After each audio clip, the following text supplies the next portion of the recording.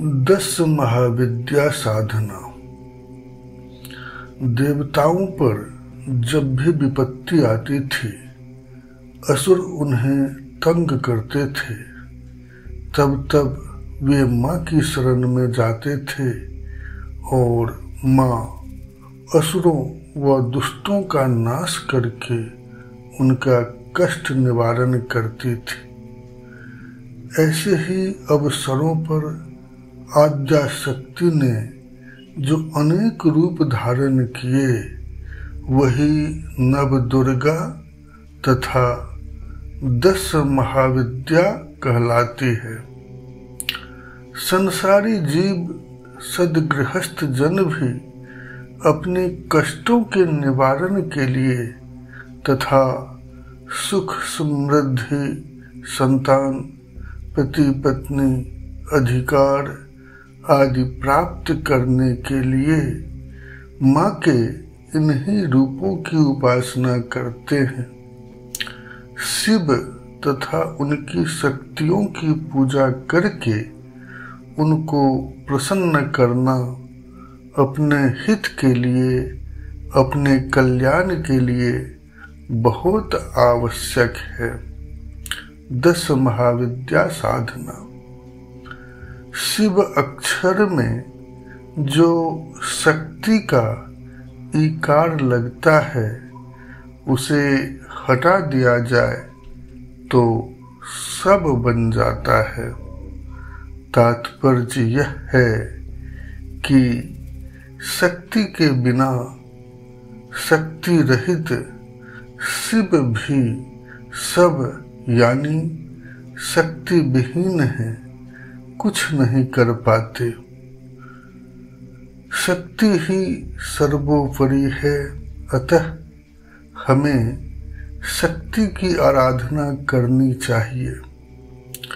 10 महाविद्या का परिचय देना ये बहुत लंबा हो जाएगा, इसीलिए बस जो है माँ काली 10 महाविद्या अलग अलग उसका मैं कोशिश करूँगा। इसमें 10 महाविद्या साधना का जो है, इसमें सर्व प्रमुख प्रथम महाकाली साधना का मैं परिचय दे रहा हूँ। आगे मैं और देता रहूँगा। एक वीडियो में इतना लंबा संभव नहीं है, बहुत लंबा वीडियो हो जाएगा। तो महाकाली 10 महाविद्या में प्रथम महाकाली साधना का परिचय मैं दे रहा हूँ। 10 महाविद्याओं में सर्वश्रेष्ठ महाकाली कलयुग में कल्प वृक्ष के समान शीघ्र फलदायक एवं समस्त कामनाओं की पूर्ति में सहायक हैं। जो साधक इस साधना को सिद्ध प्राप्त कर लेता है, उसके जीवन में किसी प्रकार का कोई अभाव या दुख नहीं रहता। शीघ्र फलदायक होने के कारण पिछले हजारों वर्षों से साधक इस साधना के संपन्न करते आए हैं। जो गृहस्थ के लिए मैं बताऊंगा, वैसे महाकाली का शमशान साधना भी होता है, वो साधना मैं नहीं बताऊंगा। सामान्य जनसाधारण के लिए सरल साधना संपन्न ये करें। साधना संपन्न करते ही आपको अजीब तत्व सामने प्राप्त होने लगेंगे। अथ काली मन वक्षये सद्धो वाक सिद्धि पयायिकान् अरार्वतिर्ज सर्वेष्टांग प्राप्नुवन्तिं जना भुवि। अर्थात काली साधना के तुरंत बाद वाक सिद्धि, जो भी कहा जाए वह सिद्ध हो जाता है। वाक सिद्धि के लिए ये सर्वश्रेष्ठ माँ काली का साधना मैं आगे बताने जा रहा हूँ। तथा इस लोक में समस्त मनोवांछित फल प्राप्त करने में साधक सक्षम हो पाता है, बशर्ते गुरु का निर्देशन मिले। महाकाली का प्रलय रात्रि के मध्यकाल से संबंध है। शिव उस समय सब रूप में परे हैं। महाकाली उन पर खड़ी है। महाशक्ति को कोई आवरण ढक नहीं सकता, छिपा नहीं सकता। इसी कारण माँ काली दिगंबरा है। शमशान जिनका निवास स्थल है, शिव जिनके पति हैं, उनके गले में हीरे मोती की माला थोड़े ही होगी। उनका अलंकार तो नरमुंडों की माला ही उपयुक्त है। परंतु कई ग्रंथों में यह भी बताया गया है कि यह मुंडमाला नहीं, वर्णमाला है, अक्षर वर्णमाला। काली का वर्ण काला क्यों? काले रंग में सब रंग समा जाता है। जहाँ सब रूप और अरूप समा जाते हैं, जो काल शिव के ऊपर प्रतिष्ठित हैं, वही काली हैं। शंभु नामक दैत्य के वध करने के लिए देवताओं की प्रार्थना पर महामाया आद्या शक्ति के रूप से आद्या शक्ति के कृष्ण वर्ण काली का आविर्भाव हुआ था। महाविद्या साधनाओं में नवरात्रि का विशेष महत्व है। आश्विन शुक्ल प्रतिपदा से नवरात्रि में चयन इस प्रकार की साधना करने के लिए करना चाहिए। वैसे अच्छे मुहूर्त में आप कर सकते हैं। सरल साधना मैं बता रहा हूँ।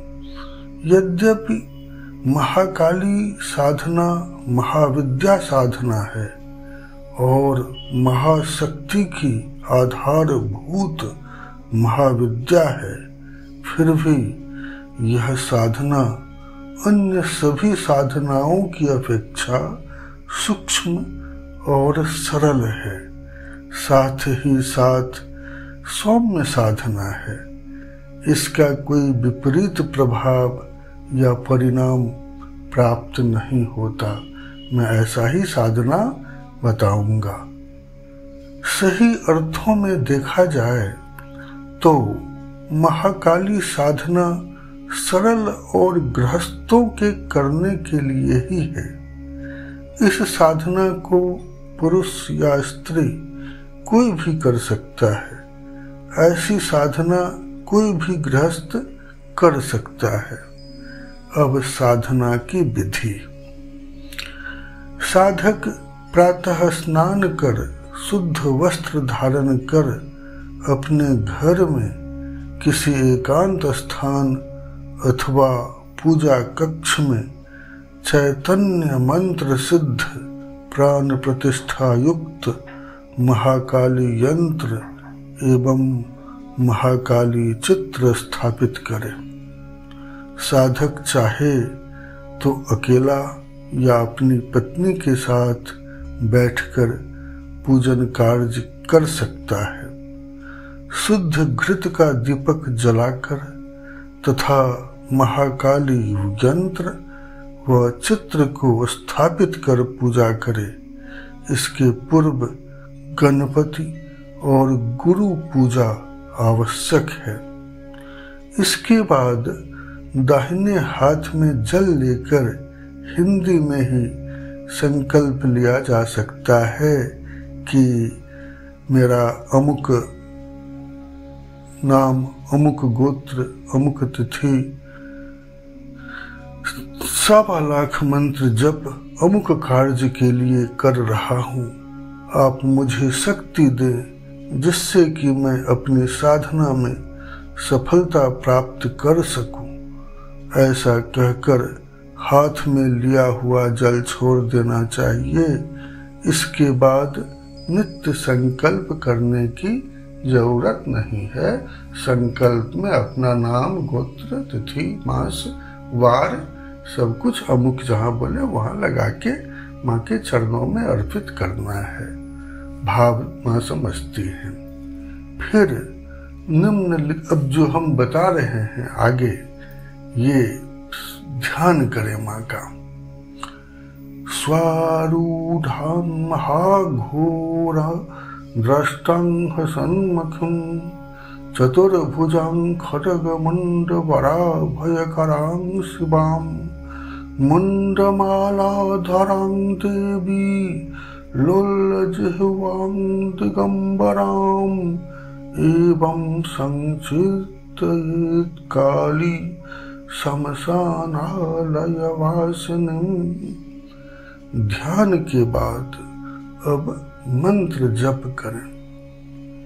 ये इस मंत्र जो है रुद्राक्ष की माला से नित्य 150 मालाएं संपन्न होनी चाहिए।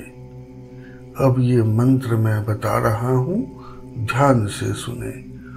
ओम क्रीं क्रीं क्रीं ह्रीं ह्रीं ह्रीं हुं हुं हुं दक्षिणे कालिके क्रीं क्रीं क्रीं ह्रीं ह्रीं ह्रीं हुं हुं स्वाहा। रात्रि को भूमि शयन करना चाहिए। खाट या पलंग का प्रयोग नहीं किया जाना चाहिए। भोजन एक समय एक स्थान पर बैठकर जितना भी चाहे किया जा सकता है, पर शराब, मांस, मद, लहसुन, प्याज आदि का सेवन निषेध है। साधक जब साधना में बैठता है तो तीसरे ही दिन उसे घर के साधना कक्ष में सुगंध सी अनुभव होती है। यह सुगंध अपने आप में अवर्णनीय होती है। 5वें दिन उसे कमर में बंधे हुए घुंघरूओं की सी आवाज सुनाई दे सकती है और 8वें दिन उसे जगत जननी महाकाली के आभास हो जाते हैं। इसके लिए अखंड श्रद्धा, विश्वास, दृढ़ निश्चय, गुरु का आशीर्वाद और विधि विधान के साथ साधना आवश्यक है। नित्य पूजन के पश्चात काली कवच और स्तोत्र का श्रद्धा पूर्वक पाठ करना चाहिए। अब ये माँ काली का स्तोत्र।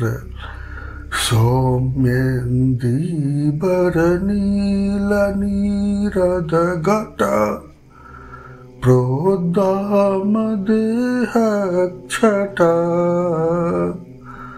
लास्योन्मादनिनादमङ्गलचये श्रूयन्तदोलज्जट सा काली करवालकाट कलना हन्त्वा श्रियं चण्डिका काली क्रोधकराल कालभयदोन्माद प्रमोदालया नेत्रोपान्तकृतान्तदैत्य निवह प्रोद्दामदेहभय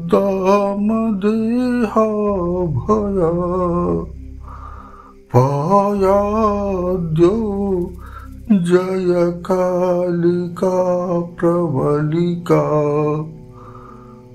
हुंकार घोरा नना भक्ता नाम भयप्रदा विजयदा विश्वेशसिद्धासना करालोन्मुखीं कालिका दानवान्ता कटिव्याघ्रचरमा वृथा दानवान्ता हुं हुं कुड्मतो नादिनी कालिका तु प्रसन्ना सदा नः प्रसन्नातु। ओम महाकाल्ये नमः। ओम क्रीं क्रीं क्रीं ह्रीं ह्रीं हुं हुं दक्षिणे कालिके क्रीं क्रीं क्रीं ह्रीं ह्रीं हुं हुं स्वाहा। जय मां काली, जय।